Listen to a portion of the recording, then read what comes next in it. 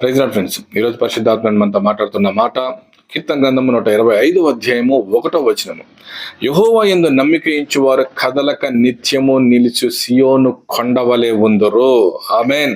Dear friends, నువ్వు చిన్న సమస్యకో చిన్న పరిస్థితికో మనుషుల మాట్లాడే మాటలకో నువ్వు కృంగిపోవటానికి, అటు ఇటు ఊగిపోవటానికి నువ్వు రెల్లువు కాదు. లేఖనం సెలవిస్తుంది, నువ్వు దేవుని యందు నమ్మిక ఉంచి ఉన్నావు. హల్లెలూయా. సర్వ సృష్టిని సృష్టించిన సృష్టికర్త యందు నువ్వు నమ్మిక ఉంచి ఉన్నావు. లేఖనం సెలవిస్తుంది, నీవు నిత్యము నిలుచు సియోను కొండవు అని. హల్లెలూయా.